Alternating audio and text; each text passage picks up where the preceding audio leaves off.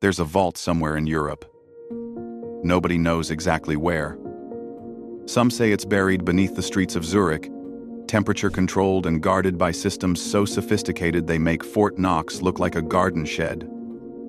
Others whisper about London, hidden beneath centuries-old banking halls where the walls themselves are secrets. Paris, Vienna, Frankfurt. The truth? It could be all of them. What everyone agrees on is this. Inside those vaults sits wealth that would make tech billionaires weep. Gold bars stacked like library books, each one stamped with dates going back 2 centuries. Government bonds from nations that no longer exist. Deeds to properties scattered across 5 continents. Vineyards in France, mines in South Africa, palaces in Austria. And everywhere, etched in bronze, carved in stone, printed on parchment, one name: Rothschild. Here's what most people don't know, what the history books conveniently skip over. At their absolute peak, somewhere between 1820 and 1850, the Rothschild family controlled more wealth than the British Empire, the French Empire, and the emerging American economy combined. We're not talking about billions in today's money. We're talking about a fortune so incomprehensibly vast that modern economists have tried and failed to calculate it. Some estimates put it at over $400 billion adjusted for inflation. Others claim it could be north of $2 trillion. But those numbers? They're probably wrong. Because the Rothschilds were masters at hiding wealth, fragmenting it across borders, burying it in assets that couldn't be tracked. The real number? Nobody knows. But here's the question that should haunt you. The one that nobody seems to ask. How does a family, locked in a ghetto, barred from owning land, forbidden from joining guilds, excluded from most professions, become the most powerful financial dynasty in human history? How do you go from having nothing to controlling everything? The answer begins in 1744, in the filthiest, most desperate corner of Frankfurt, Germany, in a place where hope goes to die. Picture Frankfurt's Jewish quarter in the 1760s. Actually, no. Don't just picture it. Smell it. 300 people crammed into a single narrow street called Judengasse, Jew Alley. 12 families living in one building. No running water, no sewage system, human waste running in the gutters, the air thick with the stench of poverty, desperation, and something else: anger. Because these aren't criminals. They're not there by choice. They're there because of laws, explicit, systematic laws that tell them exactly where they can live, what they can do, and how little they're allowed to become. By law, Jews in Frankfurt cannot own farmland, cannot join craft guilds, cannot sell weapons, silk, spices, or even fresh fruit. They're barred from walking in public parks, forbidden from marrying without permission from authorities who charge them fees they can barely afford. The only trades open to them? Money lending and dealing in second-hand goods, the scraps of Christian society. This is where Mayer Amschel Rothschild grows up. Born in 1744, Mayer watches his father struggle as a goods trader, competing with hundreds of other desperate families for the same thin margins. It's a race to the bottom, and everybody loses.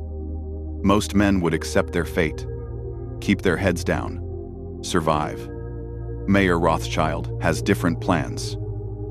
He's smart, not just street smart, genuinely brilliant in ways that make even educated Christians uncomfortable.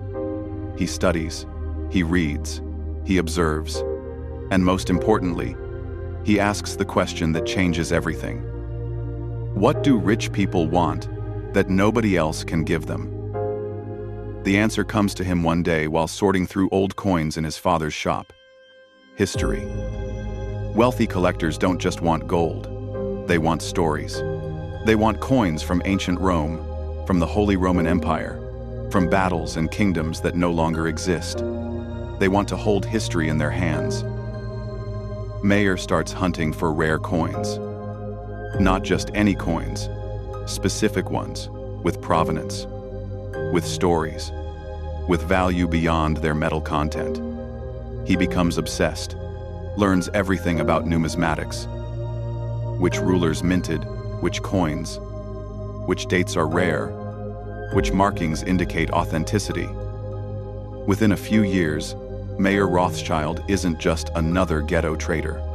He's a curator of history, an expert, someone who provides what nobody else can. And that's when Prince William of Hesse-Kassel notices him.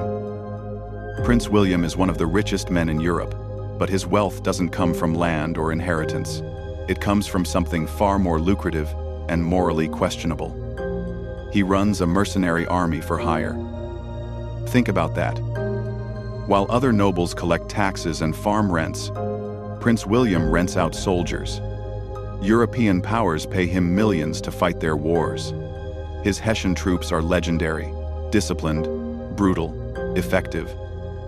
And all that money needs to go somewhere. William needs someone to manage his fortune.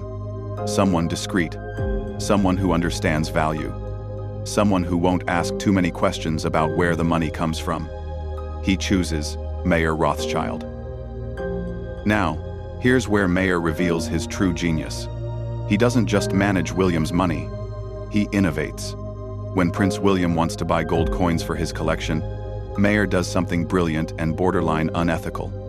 First, he borrows money and uses it to buy the coins himself.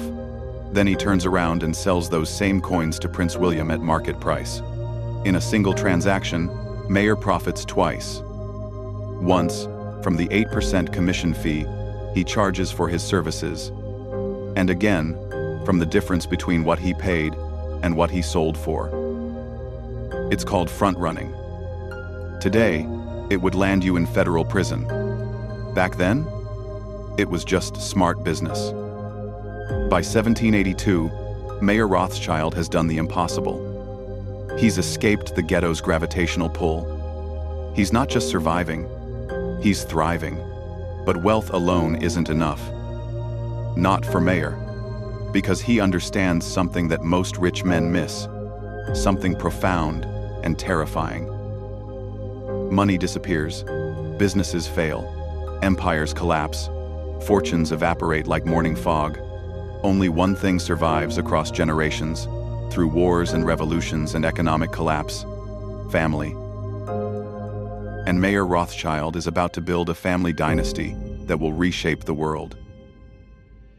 It's 1812, and Mayer Amschel Rothschild is dying. He's 68 years old, which is ancient by early 19th century standards. His body is failing, but his mind remains sharp as a blade. He knows exactly how much time he has left, and he knows exactly what he needs to do with it. He calls his 5 sons to his bedside. Amschel, the eldest, steady, reliable, unimaginative. Salomon, charming, diplomatic, a natural politician. Nathan, the 3rd son, aggressive, ruthless, brilliant. Carl, quiet, methodical, detail-oriented. And James, the baby of the family, the one everyone underestimates because he's young and arrogant and hungry to prove himself.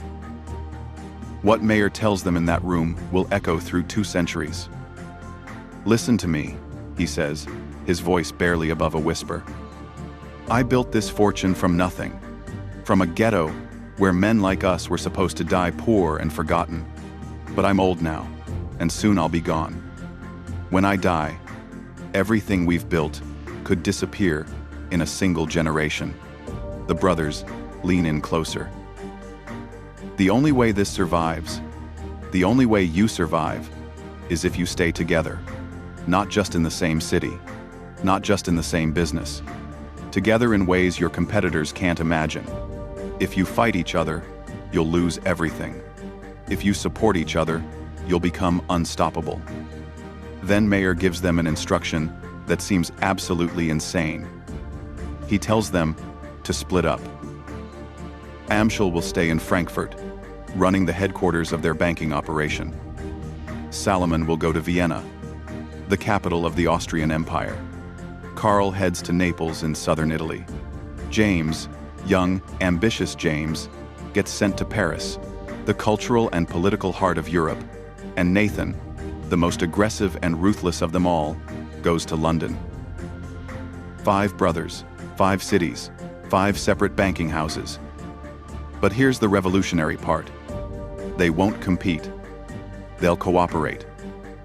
In an age before telegraph, before telephone, before even a reliable postal system, the Rothschild brothers create something that has never existed: a financial network that spans Europe. When information takes 3 weeks to travel from London to Vienna by conventional means, the Rothschilds move it in 3 days, using coded letters, private couriers, and, most famously, trained carrier pigeons that fly between their banking houses. They share intelligence about markets, governments, and wars. They coordinate investments across borders. They move money in ways that baffle and terrify their competitors. Most importantly, they create an ironclad rule that becomes the foundation of their empire. Never betray family. Never compete with each other. Never put personal gain above the collective success of the House of Rothschild. It's called the 5 arrows. 5 brothers shooting in different directions but always supporting each other, always working toward the same target. But Mayer's instructions go deeper than anyone outside the family realizes. Because unity isn't just about cooperation. It's about blood. Hidden in Mayer's will is a clause that will shock even his descendants. Female heirs are barred from any direct inheritance of the family fortune. Think about what that means. Daughters can't inherit, which means they can't marry just anyone, not if the family wants to keep its wealth intact. They need to marry men of similar wealth and status. And where do you find men of similar wealth and status when your family is the richest in Europe? You marry within the family.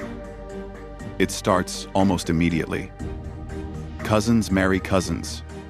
First cousins. The practice becomes so common that by the mid-1800s, nearly half of all Rothschild marriages are between family members. It's controversial. It's unusual. Some whisper it's unnatural. But it works. Every marriage that stays within the Rothschild name is another fortune that doesn't leave, another branch that doesn't split off, another potential weakness that gets eliminated. The strategy is ruthless, calculated, and absolutely brilliant. While other wealthy families see their fortunes fragment across generations, diluted by marriages to outsiders, divided among dozens of heirs, the Rothschild wealth stays concentrated. 5 arrows, 1 family, 1 fortune. And it's about to make them the most powerful dynasty on earth.